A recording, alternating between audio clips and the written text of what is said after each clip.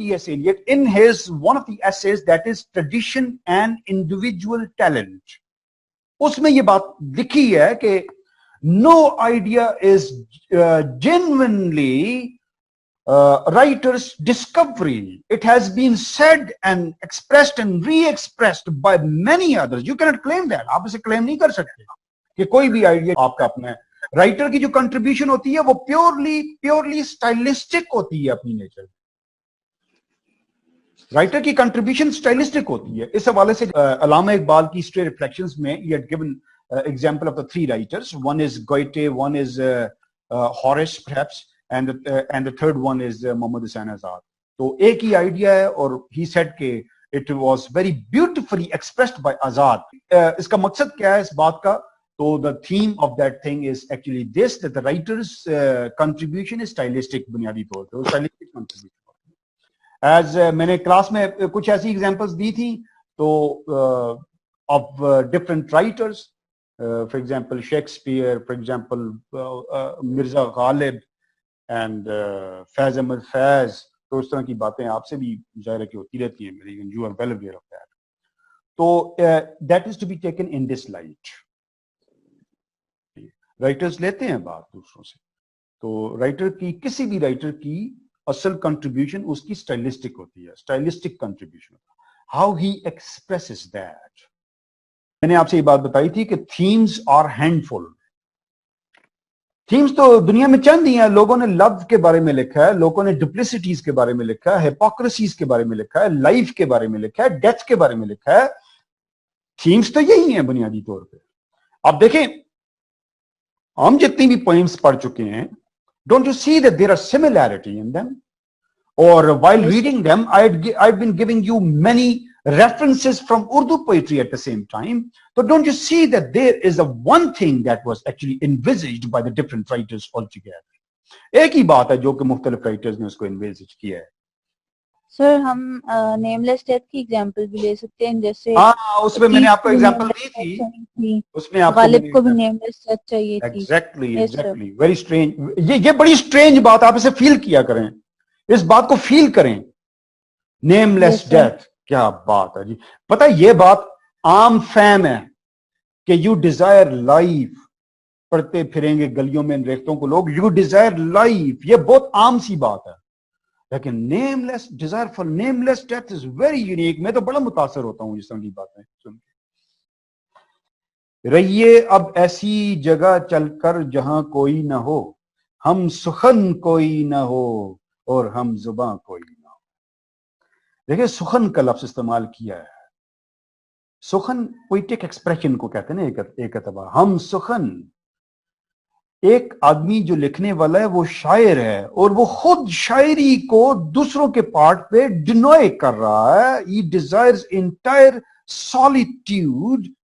How beautiful is this. रहिए अब ऐसी जगह चलकर जहां कोई न हो, हम सुखन कोई न हो और हम जुबां कोई न हो. बेदरो दीवार सा एक घर बनाया चाहिए, कोई हम साया न हो और पासबां कोई ना हो. क्या बात है जी. Feel it. इस बात को फील करें जरा.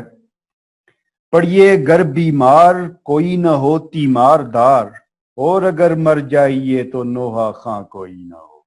वंडरफुल. और अगर मर जाइए तो नोहा खां कोई ना हो. हम हमेशा ये कहते हैं मर जाएं तो पीछे कोई दुआ करने वाला तो हो ना. तो ये खूबसूरती आपको टी.एस. एलियट में नजर नहीं आएगी. This is what I tell you. ये आपको खूबसूरती नजर नहीं आएगी. वो एक खास टेस्ट होता है ना, एक जोक होता है. हाँ, वो जोक आपको नजर नहीं आएगा. T S. Eliot is very much erudite in his poetry. तभी उसको जिसे कहते हैं वो एकेडमिक इंटेलेक्चुअल यूरिडिशन कहा जाता है ना. तो ये एक्लेक्टिक है, बहुत ज्यादा एक्लेक्टिक. मतलब कि ये बहुत सारे references from out of his broader study of different cultures, of different languages, of different mythologies, different religions, different societies, poetry में introduce करता रहता है. So that is why many people do not like T.S. Eliot out of this habit. छोटी सी इसकी poem है the hollow man. We are hollow man, we are stuffed man, head piece filled with straw. There are more than 17, 18 references. If you dig into and if you are properly aware of those references, so of course this is very interesting thing. फिर तो बहुत interesting चीज बन जाती है. And you will begin to like him. लेकिन वो जो एक जोक होता है ना और एक खास टेस्ट होता है वो आपको इसमें उस तरह से नजर नहीं आएगा. शेक्सपियर ने ये बात कही कि no sorry it is not Shakespeare, it was actually Christopher Marlowe. तो उसने डॉक्टर फॉस्टस में ये बात कही, Mephistopheles appears before doctor Faustus. तो फॉस्टस उसको कहता है, I charge thee return and change thy shape, thou art too ugly to attend on me. Go and bring that old Franciscan friar, that holy shape becomes the devil best. ये कितना खूबसूरत है ना, that holy shape, कितनी जबरदस्त बात की है. Go and bring that old Franciscan friar, that holy shape becomes the devil best. तो गालिब का मैंने बहुत से शेर हैं गालिब का, बस ये एग्जांपल दी है तो एक ही बात उस ज़हन में आती है, कहां मैं खाने का दरवाजा गालिब और कहां वाइज, पर इतना जानते हैं कल वो जाता था कि हम निकले. तो इसी तरह वो फैज अहमद फैज है कि हजरत शेख से रस्म राह न की, शुक्र है जिंदगी तबाह न की. तो इसी तरह से most beautifully that was expressed, जिसको मैं सबसे ज्यादा खूबसूरत समझता हूं, तो यही थॉट वो एक्सप्रेस की है अनवर मसूद ने. अनवर मसूद ने कहा कि वो कहते हैं फरिश्ता हैं हजरत नासे, हम भी तो यही कहते हैं कि वो इंसान ही.